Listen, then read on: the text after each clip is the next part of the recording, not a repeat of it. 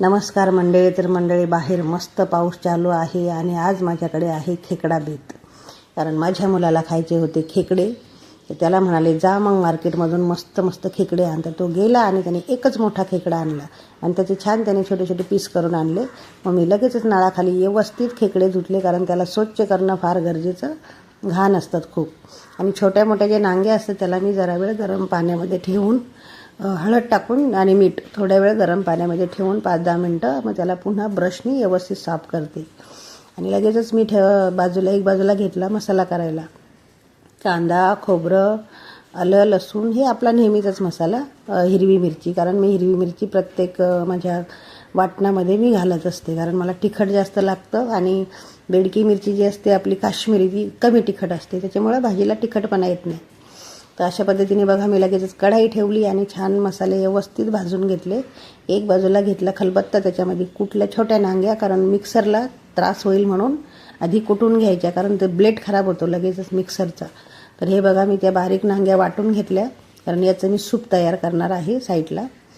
आणि लगेचच बाकीचं वाटण पण मी करून घेतलं, कारण सूप म्हणजे ते नांग्याचं ते पूर्ण काढून मला घ्यायचं. ते एक बाजूला सूप काढलं मी आणि लगेचच ठेवली एक बाजूला कढई. तर कढईमध्ये टाकलं तेल आणि याच्यामध्ये मी सर्वात आधी टाकणार आहे ती गाबोली, जी मी साईडला काढून ठेवली, खेकड्याची गाबोली.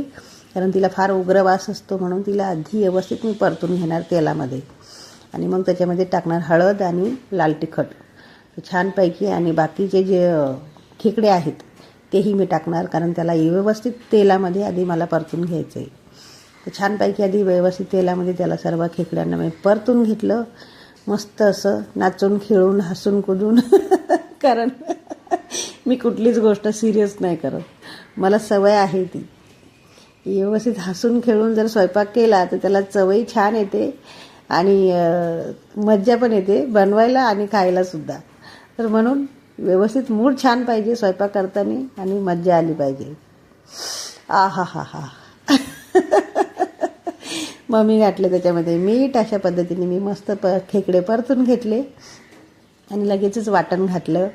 आणि बाकीचे जे मसाले आहेत आपले घरगुती मसाला, गरम मसाला, बाकीचे जे तुमच्या आवडीप्रमाणे तुम्ही घालू शकता, कारण भाजी तुम्हाला खायची तर तुम्ही तुमच्या पद्धतीने बनवा.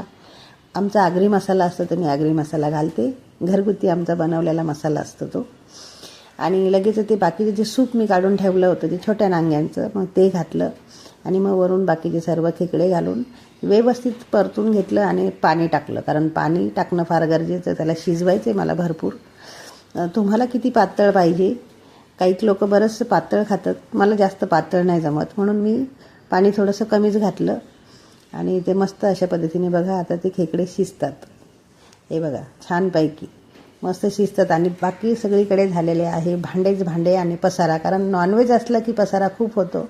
हे बघा असं छान चविष्ट आता भाजी माझी शिजते. त्याला 10 ते 15 मिनटं मी शिजवणार आहे, कारण मोठा खेकडा असल्यामुळं त्याला वेळ लागणार शिजायला. झाली माझी भाजी रेडी. मंडळी मस्त आता खेकड्याला मस्त छानपैकी उकळी फुटलेली आहे आणि त्याला आता मी शिजवणार आहे एक 15 मिनटं. छान शिजवणार 15 मिनटं. आणि भांडे तर पसारा खूप पडलेला आहे. तर चला तर मग मंडळी, ओके बाय बाय. आता मी हे खेकडे झाले की लगेचच खाणार आहे मस्त. आणि तुम्ही मला सांगा तुमचे छान छान कमेंटमधून की कसे झालं खेकडा रस्सा. आणि पसारा तर खूपच आहे, जाऊ कधी दाखवत नाही आता. खूप पसारा आहे सगळीकडे. ते आता मी स्वच्छ करून घेते आणि खेकडा तिकडे शिजते, ती तोपर्यंत भांडे घासून घेते. Okay bye bye, see you.